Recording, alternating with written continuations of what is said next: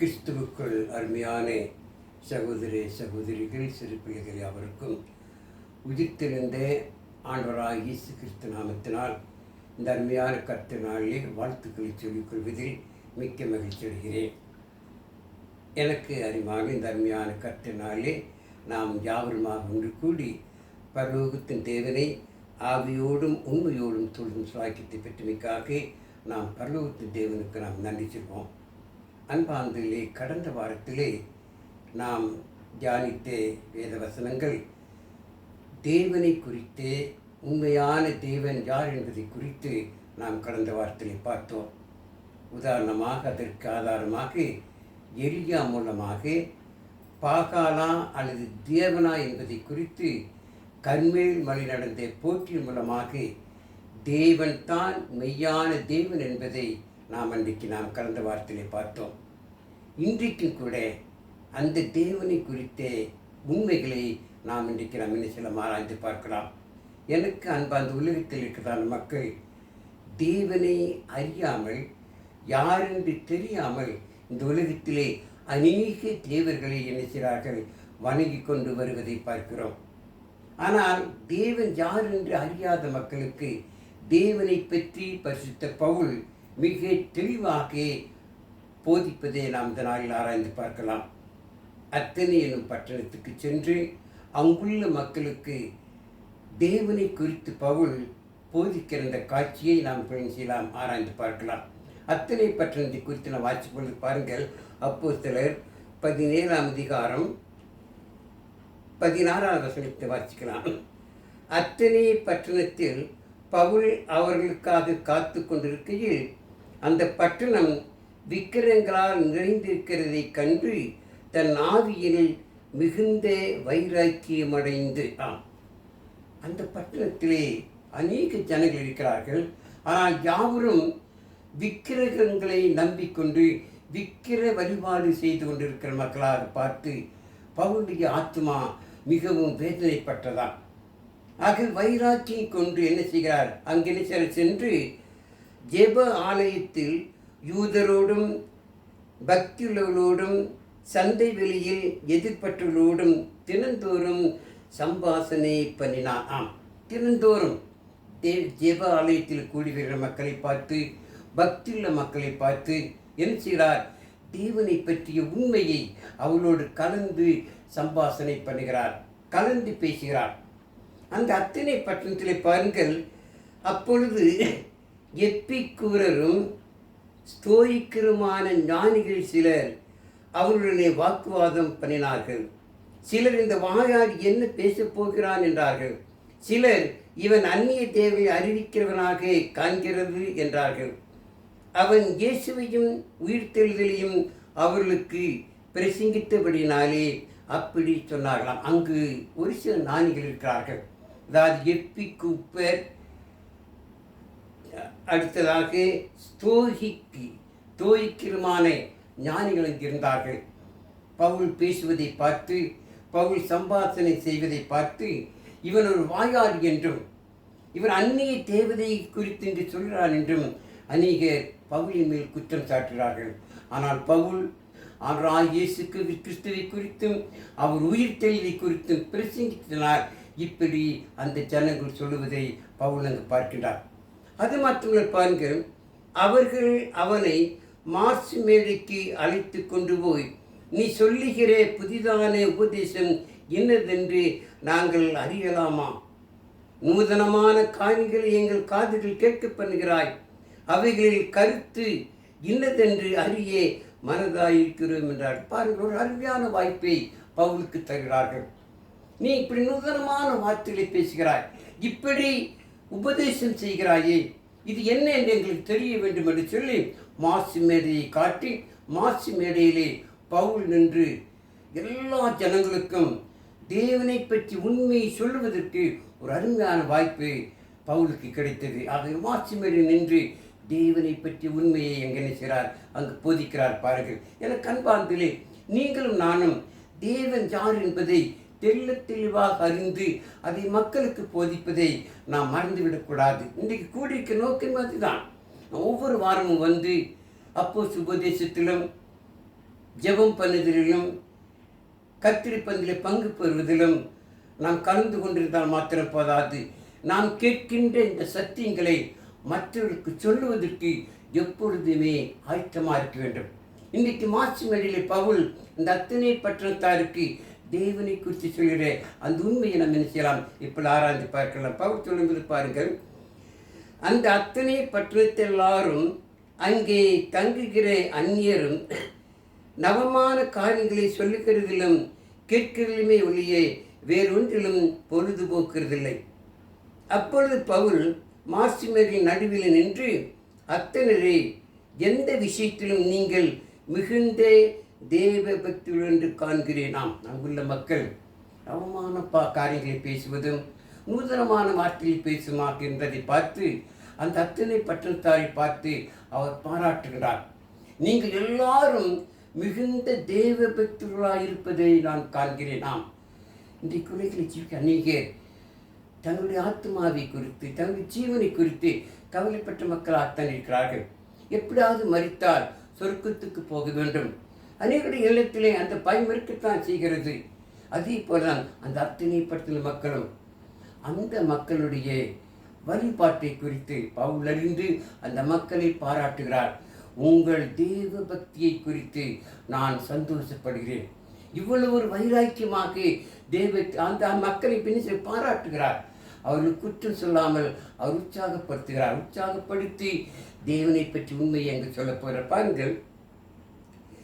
எப்படி என்றால், நான் சுற்றி திரிந்து உங்கள் ஆராதனைக்குரியவைகளை கவனித்து பார்த்த போது அறியப்படாத தேவனுக்கென்று எழுதி இருக்கிற ஒரு பலிபீடத்தை கண்டேன். நீங்கள் அறியாமல் ஆராதிக்கிற அவரையே நான் உங்களுக்கு அறிவிக்கிறேன். பாருங்கள், அந்த மக்கள் யாரை தெய்வம் என்று சொல்வது? எத்தனையோ தேவர்கள் இருக்கிறார்கள். ஒவ்வொரு மக்களும் ஒவ்வொரு குலத்திலே ஒவ்வொரு பிரிவினர் நினைக்கிறார்கள். அவர்கள் சொந்தமாக பெயரை வைத்து இன்னைக்கு வணிகொண்டு வருகிறார்கள். ஆகவே நாம் யாரை தெய்வம் என்று நினைப்பது என்று சொல்லி அறியாமல் நினைக்கிறார்கள்.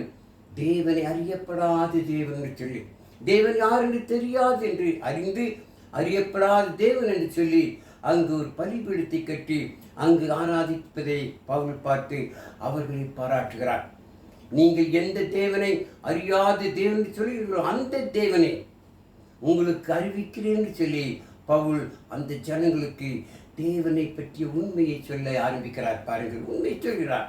தொடர்ந்து அடுத்த வசனத்தை வாசிக்கும் போது, உலகத்தையும் அதில் உள்ள எல்லாவற்றையும் உண்டாக்கின தேவனானவர் வானத்துக்கு பூமிக்கும் ஆண்டவராய் இருக்கிறபடியால் கைகளினால் கட்டப்பட்ட கோவில்களில் அவர் வாசம் பண்ணுகிறதில்லை. இது ஒரு உண்மை. பாருங்கள், பரலோகத்தின் தேவன் இந்த உலகத்தை உண்டாக்கினார். வேதத்தில் வாசிக்கிறோம், முதலாவது வசனம், ஆதியிலே தேவன் வானத்தையும் பூமியும் சிருஷ்டித்தார். அதே அதிகாரத்தை நாம் தொடர்ந்து வாசிக்கும் பொழுது ஒவ்வொரு நாளும் தேவன் உலகத்தில் அனைத்தையும் உருவாக்கினார், சிருஷ்டித்தார், தன் வார்த்தையினால் உருவாக்கினார். பகலையும் இரவையும் உண்டாக்கினார். பகலையாலே பெரிய சுடரான சூரியனையும் இரவையாலே சந்திரனையும் காலங்களை நாற்று அறிந்து கொள்வதற்காக நட்சத்திரங்கள் கோலங்களை உண்டாக்கினார். அதே போல மூன்றாம் நாளில் தங்கள் சாதின்படியே கனிதரக்கூடிய மரங்கள், செடிகள், கொடிகள் உண்டாக்கினார். மிருக ஜீவன்கள், பறவைகள், ஊர் பிராணிகள், ஜீவ ஜந்துக்கள் எல்லாவற்றையும் உண்டாக்கினார். ஆறாம் நாளில் மனிதனையும் உண்டாக்கினார். அங்கிவையெல்லாம் தேவன் உண்டாக்கினார். உலகத்தை உண்டாக்கினார். உலகத்தில் அத்தனை உண்டாக்கினார். நம்மை உண்டாக்கினார். அப்படிப்பட்ட தேவன் மனிதனுடைய கைகளினால் கட்டப்பட்டு மனிதனை கைகளினால் உருவாக்கப்பட்டு கோவில்களில் அவர் தங்குவதில்லை என்று சொல்லி அந்த உண்மையை பவுல் அந்த மக்களுக்கு சொல்கிறார். அன்பார்களே, இன்றைக்கு கூட அநேக மக்கள் தங்களை கிறிஸ்து என்று சொல்லிக் கொண்டிருக்கிற அநேக மக்கள் பாருங்கள், பெரிய பெரிய சர்ச்சைகளை பார்த்தார், பெரிய பெரிய கட்டங்களை பார்த்தார், பெரிய பெரிய ஆலயங்களை பார்த்தார். அது பூட்டியிருந்தாலும் சரி, அங்கே கேட்டுக்கு முன்னால் போய் முழங்கால் மண்டிட்டு அவர்கள் வணங்குவதை பார்க்கிறோம். எத்தனை பேர் பெரிய பெரிய கட்டிடங்களை, சபைகளை, அதாவது சர்ச்சுகளை பார்த்தால் என்கிறார்கள், கை கூப்பி வணங்குவதை பார்க்கிறோம். காரணம், அவருடைய நோக்கம், அங்குதான் கடவுள் தங்குகிறார், அங்குதான் கடவுள் இருக்கிறார். இல்லை அறிவாங்களே, தேவன் தங்கக்கூடிய இடம் நம்முடைய உள்ளமாயிருக்கிறது. நாம் கிறிஸ்துவுக்கு பிறந்து கிறிஸ்துவ உபதேச சட்டத்தும் நடந்து கிறிஸ்துவாக நாம் ஜீவிக்கும் பொழுது நாம் ஒவ்வொருவரும் புதிய சிருஷ்டிகளாக மாற்றப்பட்ட பிறகு நாம் கிறிஸ்துவின் பிள்ளைகளாக மாறும் பொழுது அவையான தங்கக்கூடிய ஆலயமாக நாம் மாற்றப்படுகிறோம். நாம் நம்முடைய அல்ல, நாம் தேவனுடைய பிள்ளைகள். இதைத்தான் அங்கு பவுல் போதிக்கின்றார். மனிதனை கைகளால் செய்யப்பட்ட கோவில்களில் என்ன செய்வதில்லை, அவர் தங்குவது கிடையாது என்றார். அவர் உலகத்தை உண்டாக்கினவர், உலகத்தில் எல்லாவற்றையும் படைத்தவர். அப்படிப்பட்ட தேவன் மனிதனுடைய கைகளினால் செய்யப்பட்ட எந்த இடத்தில் நிச்சய மாட்டார். அவர் அது மாத்திரமில்லை, தேவன் வார்த்தை கூறுகிறது. யோவான் 4:24 தேவன் ஆவியாயிருக்கிறார். ஆவியாயிருக்க தேவன் எங்கு தங்குவார் பாருங்கள். அவர் சர்வ வியாபி, அவர் இல்லாத இடமே கிடையாது. அப்படிப்பட்ட தேவனை அங்கு பவுல் பிரசங்கிக்கிறார் பாருங்கள். அப்படிப்பட்ட தேவனை பற்றி அங்கு பவுல் போதிக்கிறார். தொடர்ந்து அவர் சொல்வதை பாருங்கள். எல்லாருக்கும் ஜீவனையும் சுவாசத்தையும் சகலத்தையும் கொடுக்கிற அவர் தமக்கு யாதொன்றும் தேவை என்று தேவையானது போல மனுஷர் கைகளால் பணிவிடை கொள்ளுகிறதும் இல்லை. ஆம், இந்த தேவன் தான் எல்லாருக்கும் ஜீவனை தந்திருக்கிறார், சுவாசத்தை தந்திருக்கிறார். எல்லாருக்கும் அவர் காரணகர்த்தராயிருக்கிறார். அந்த சராசரங்களை அவர் ஆளக்குள்ளாயிருக்கிறார். அப்படிப்பட்ட தேவன் மனிதனுடைய கைகளினால் அவர் பணிவிடை கேட்பது கிடையாது. மனிதனிடத்தில் எந்த எதிர்பார்ப்பும் அவருக்கு இல்லை. அவர் யாரிடத்தில் எதிர்பாராது அவர் தேவனாக இருக்கிறார் பாருங்கள். அவர் யாரையும் எதிர்பார்க்காமல் அவர் எல்லார் மேலும் கிருபை தரக்கூடியவராக இருக்கிறார். அப்படிப்பட்ட தேவனை குறித்து பவுல் மாசிமேல் நின்று கொண்டு அந்த அத்தனை பற்றம் தாருக்கு தேவனை பற்றி உண்மையை கூறுகிறார். அப்படிப்பட்ட தேவன் தான் இன்றைக்கு உங்களின் என்னையும் பாதுகாப்பதற்காக, நீங்கள் நானும் கெட்டு போகக்கூடாது, நரகத்தினால் போய்விடக்கூடாது என்பதற்காக தமிழ் நேசுகுமாரனை இந்த பூவுலகில் அனுப்பியிருக்கிறார். யோவான் 3:14 வாசிக்கும் பொழுது தேவன் தம்முடைய ஒரே பேரான குமாரனை விசுவாசிக்கிற எவனோ அவன் கெட்டு போகாமல் நித்திய ஜீவனை அடையபடிக்கு அவரை தந்தலி இவ்வளவு உலகத்தில் அனுப்பி கொண்டார். அந்த தேவன் ஆண்டவராகிய இயேசு கிறிஸ்துவை இந்த உலகத்துக்கு அனுப்பினார். ஆண்டவராகிய இயேசு கிறிஸ்து உலக மக்களால் எல்லாருக்காக அவர் சிலுவை சுமந்து, அவர் ரத்தம் சிந்தி, அவர் மரித்து அடக்கம் பண்ணப்பட்டு 3ஆம் உயிரோடு எழுந்து 40 நாட்கள் தன் உயிரோடு நிரூபித்து காண்பித்து அவர் பரலோகத்து சென்றிருக்கிறார். அவர் மீண்டும் வருவார் என்று சொல்லி அந்த ஜனங்களுக்கு பவுல் பிரசங்கிக்கிறார். இயேசு கிறிஸ்துவின் உயிர்த்தெழுதலை குறித்து, இயேசு கிறிஸ்துவை குறித்து அங்கு பவுல் அங்கு போதிப்பதை நாம் பார்க்கிறோம் பாருங்கள். அது மாத்திரம் அவர் சொல்லுவது, மனுஷ ஜாதியான சகல ஜனங்களையும் அவர் ஒரே இரத்தத்தினாலே தோன்ற பண்ணி பூமியின் மீதெங்கும் குளிர்க்க செய்து முன் தீர்மானிக்கப்பட்ட காலங்களையும் அவர்கள் குடியிருப்பின் எல்லைகளையும் குறித்திருக்கிறாராம்.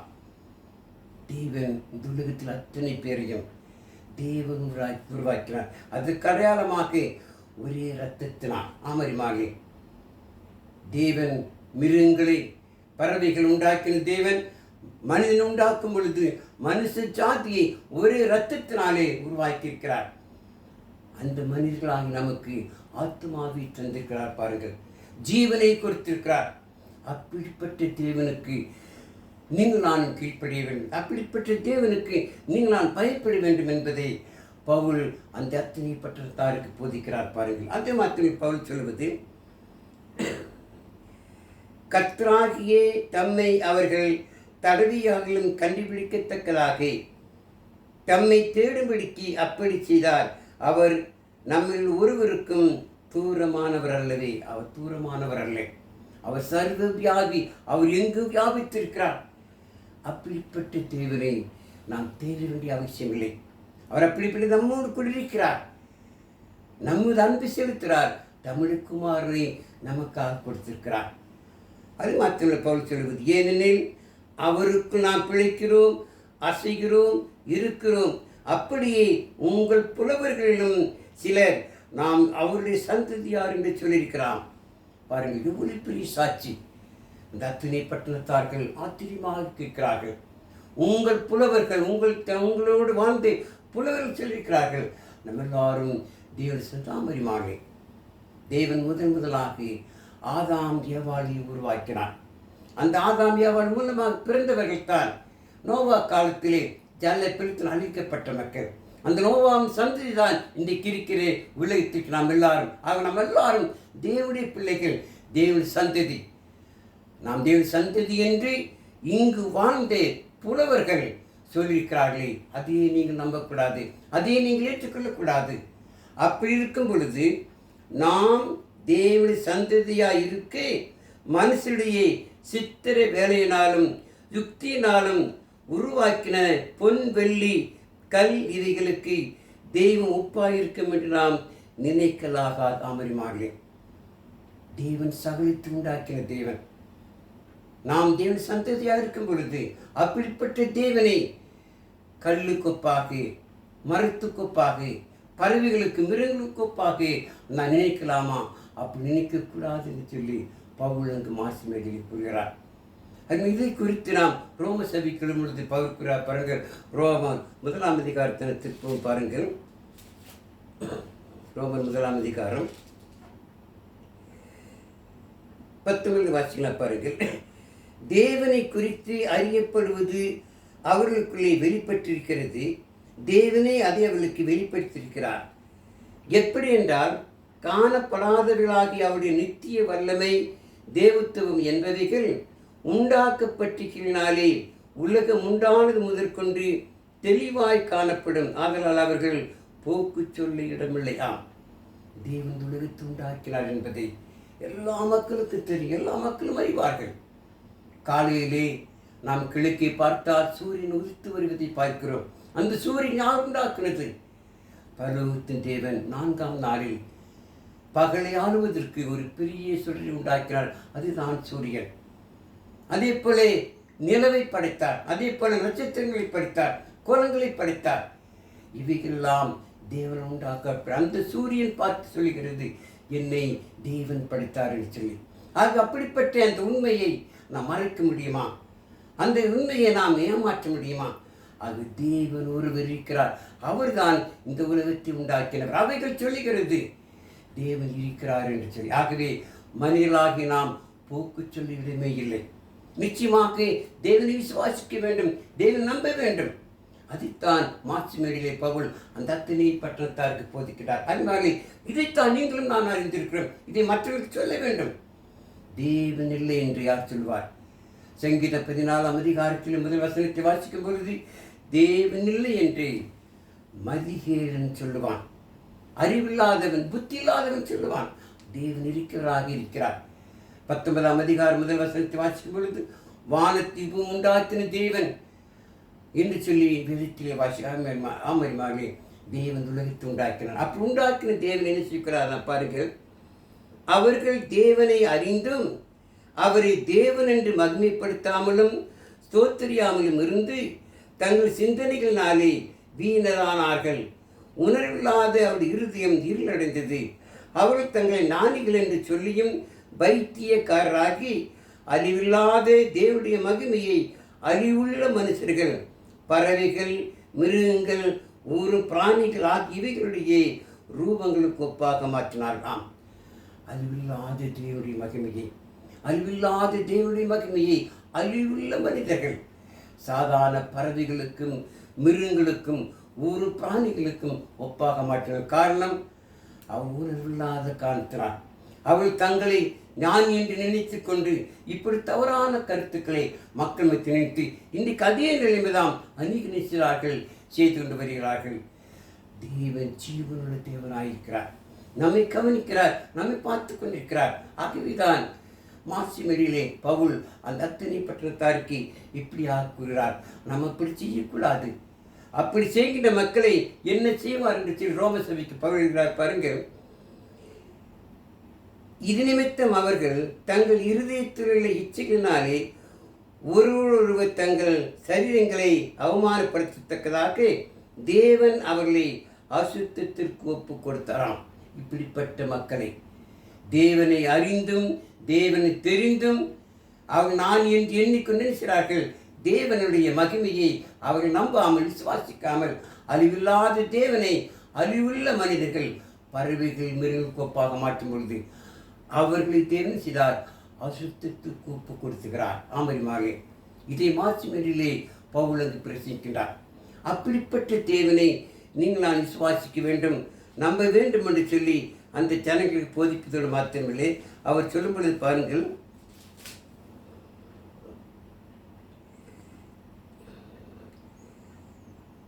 அறியாமையுள்ள காலங்களை தேவன் காணாதவர் போலிருந்தார், இப்பொழுது மனம் திரும்ப வேண்டும் என்று எங்கும் உள்ள மனுஷர் எல்லாருக்கும் கட்டலாம். அறிமாவே எத்தனை பெற்ற தாரை பார்த்து கூறுகிறார். அறியாமையுள்ள காலங்களை தேவன் காணாதவர் போலிருந்தார். நீங்கள் அறியாமல் செய்த பாவங்களை, அறியாமல் செய்கின்ற காரியங்களை அவர் காணாத போர் காணார். இப்பொழுது உங்களுக்கு நான் தேவனை பற்றி சொன்ன பொழுது நீங்கள் அப்படிப்பட்ட எண்ணத்திலிருந்து, அறியாமல் செய்கிற அந்த எண்ணத்திலிருந்து, சரியாமல் செய்கிற அந்த காரியத்திலிருந்து நீங்கள் மனம் திரும்புங்கள். தேவன் இருக்கிறார். தேவன் நம்மை கவனிக்கிறார். தேவன் நம்மை பார்க்கிறார். தேவன் தான் இந்த உலகத்தை உண்டாக்கினார். அவரால் தான் பிழைக்கிறோம், அவரால் அசைக்கிறோம். இன்னைக்கு நீங்கள் நான் ஒன்று கூடி பல்லவத்து தேவன் தொழில்கள் வந்திருக்கிறோம் சொன்னால் தேவன் செய்த கிருபை, தேவன் செய்த ஆசீர்வாதம். எத்தனை பேர் பாருங்கள், பகலை கண்டவன் இரவு காண முடியாமல் கடந்து போன காலத்தில் மறுபடியும் நாம் அறிந்து போயிருக்கும் வேளையிலே இன்றைக்கு நீங்களும் நான் ஒன்று கூடி பல்லவத்து தேவன் தொழில்களை வந்திருக்கிறோம் என்று சொன்னான். தேவன் செய்த கிருபை இன்றைக்கு அவரால் தான் அசைக்கிறோம், அவரால் தான் நடக்கிறோம். அப்படி இருக்கும் பொழுது அவருக்கு பயப்படுவது, அவருக்கு கீழ்ப்படிவது எவ்வளவு முக்கியம் என்று பாருங்கள். ஆகவே தான் தேவன் கவனிக்கிறார். நீங்கள் மனம் திரும்ப வேண்டும். அது மாத்திரம் சொல்லுவது, மேலும் ஒரு நாளை குறித்திருக்கிறார், அதிலே அவர் தான் நியமித்த மனுஷனை கொண்டு பூலோகத்தை நீதியாய் தீர்ப்பார். அந்த மனுஷனை மரித்தொழுந்து எழுப்பினதினாலே அது நிச்சயத்தை எல்லாருக்கும் விளங்கப்படினார் என்றாராம். தேவன் சொன்னார். தேவ வார்த்தை கூறுகிறது. அத்தனை பட்டணத்தாரே, அருமையான மக்களே, அருமையான ஜனங்களே, தேவன் ஒரு நாளில் குறித்திருக்கிறார். அந்த நாளில் தாம் நியமித்த மனுஷனை கொண்டு உலகத்தை செய்வார். நீதியாக அவர் விசாரிக்கப் போகிறார். நீதியாக அந்த மக்களை பார்க்க போகிறார். நியாயம் விசாரிக்க அந்த நியாயத்திலே நாம் எப்படி தப்பிக்கொள்ள முடியும்? பரிசுத்த பவுல் கொந்தநாடு சபையாருக்கு எழுதும் பொழுது 2:5 அவனவன் செய்த நன்மைக்காவது அவன் செய்த தீமைக்காவது எல்லாரும் ஆண்டுடைய நியாயத்திற்கு முன்பாக நிற்க வேண்டுமா? ஆண்மைமார்களே, நிச்சயமாக இயேசு கிறிஸ்துவுக்கு நாம் பதில் சொல்லியாக வேண்டும். அவருக்கு நாம் கணக்கு சொல்லியாக வேண்டும். இந்த நியாயத்திற்கு முன்பாக நம்ம எல்லாம் நிற்கத்தான் வேண்டும். அன்றைக்கு நாம் என்ன சொல்லுவோம்? ஆகவே என்ன செய்யுங்கள்? நீங்கள் மனம் திரும்புங்கள். ஆனால் இயேசு கிறிஸ்துவை கொண்டு தேவன் உலகத்தை செய்கிறார், நியாயம் விசாரிக்கப் போகிறார். எபிரிய 4:13 அவருடைய பார்வைக்கு மறைவான சீட்டு ஒன்றுமில்லையா? சகலமும் அவர் கண்களுக்கு முன்பாக நிர்வாணமாயும் வெளிரங்கமாயும் இருக்கிறது. அவருக்கு நம்ம சின்னமாம் கணக்கு கொடுக்க வேண்டும். பாம்பரியமாக தேவனுமே பார்த்து கொண்டிருக்கிறார், தேவனுமே கவனித்துக் கொண்டிருக்கிறார். நம்ம எல்லாரும் தேவன் தமது உள்ளங்கையிலே வரைந்திருக்கிறார். நாம் யார், நாம் எந்த ஊரை சேர்ந்தவர்கள், நம்முடைய பெயர் என்ன, நம்முடைய வேலை என்ன, இந்த இடத்தில் அமர்ந்து கொண்டிருக்கிற நீங்கள் நானும் என்ன சிந்திக்கிறோம் என்பதை அவருக்கு தெரியும். அப்படிப்பட்ட நீங்கள் நானும் தேவனை மறைத்து எதையுமே செய்ய முடியாது. அவர் நியாயம் விசாரிக்கப் போகிறார். அன்றைக்கு பதில் சொல்லியாக வேண்டும். அறிமாகி ஆகவேதான் நீங்கள் மனம் திரும்புகள். தேவன் அந்த நாளை குறித்திருக்கிறார். அந்த நாள் தான் ஜட்ஜ்மெண்ட் டே. அந்த நாள் எல்லாரும் தேவன் விசாரிக்கப் போகிறார். அந்த நாள் சீக்கிரமாக வரத்தான் போகிறது. வெளிப்பட்ட விசேஷத்திலே 22:11-12 வாசிக்கும் பொழுது, அநியாயம் செய்கிறவன் இனி அநியாயம் செய்யட்டும், அசுத்தமாயிருக்கட்டும், நீதி செய்கிறவர்கள் தொடர்ந்து நீதி செய்யுங்கள், பரிசுத்தமாயிருக்கிறவர்கள் பரிசுத்தமாயிருங்கள், இதோ சீக்கிரமாய் வருகிறேன், அவனவன் செய்த நன்மை கேட்டு பலன் என்னோடு கூட வருகிறேன். தாமரிமாலே அந்த நியாயத்திற்கு நாள் சீக்கிரமாய் வரத்தான் போகிறது. மத்திய 25:31 வாசித்தோம் என்றார். இயேசு கிறிஸ்து எக்கார் சத்தத்தோடு அவர் சிங்காசனத்தில் வீற்றிருக்கும் பொழுது சகல ஜனங்களும் அவருக்கு முன்பாக நிற்பார்களாம். ஆடு மேய்க்கிறவங்க எப்படி வெள்ளாடு தனியாக செம்மறியாடு தனியாக பிரிப்பது போல அவர் நேசிக்கின்ற பிள்ளைகளை, அவருக்கு பிரியமான பிள்ளைகளை அவருடைய வலது பக்கத்திலும், அவருக்கு பிரியமில்லாத பிள்ளைகளை இடது பக்கத்தில் நிறுத்துவாராம்.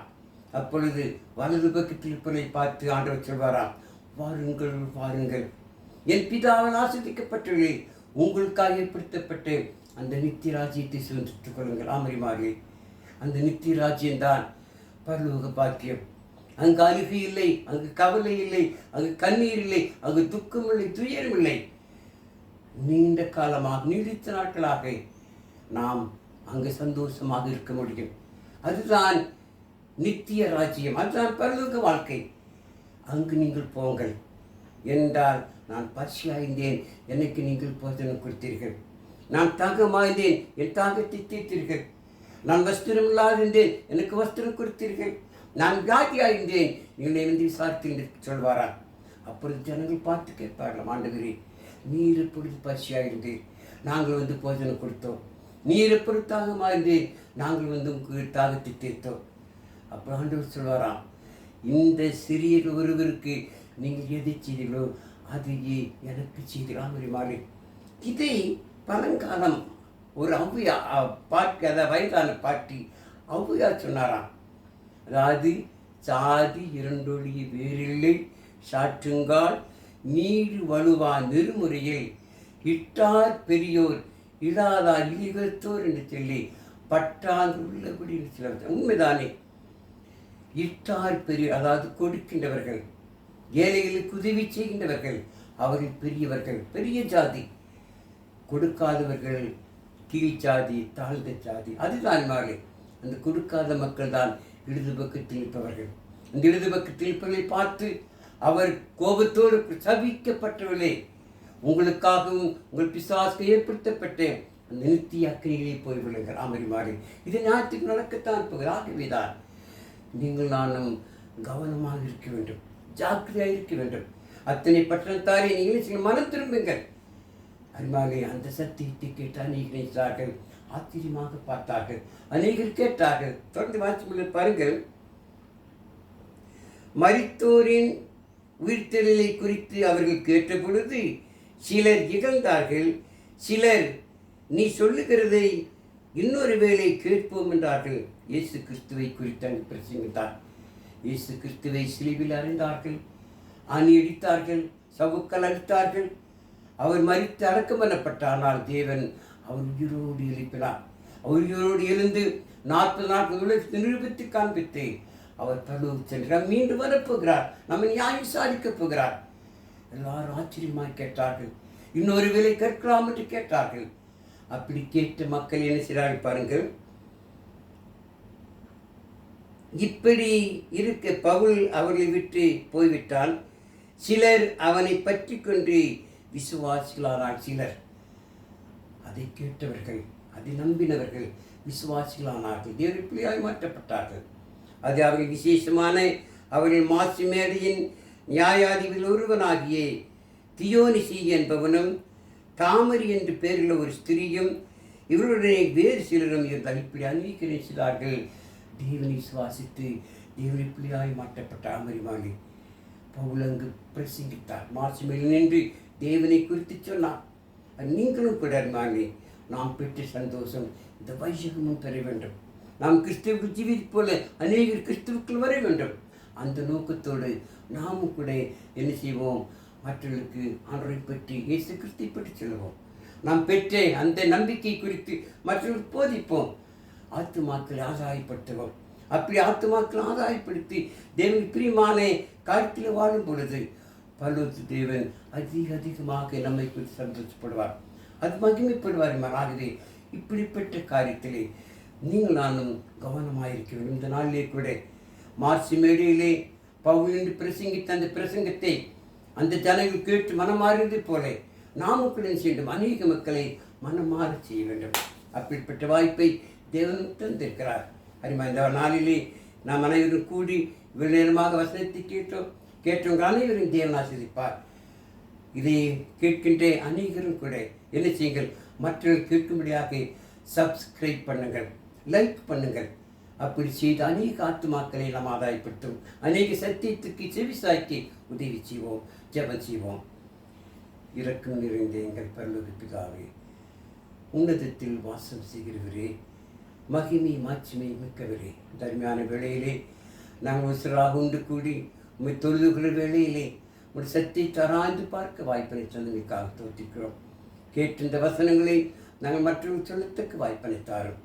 இதை கேட்கின்ற அநேகரும் கூட மற்றவர்களுக்கு சொல்லக்கூடிய அளவில் அவர் உதவி செய்ய ஒத்தாசி புரியும்.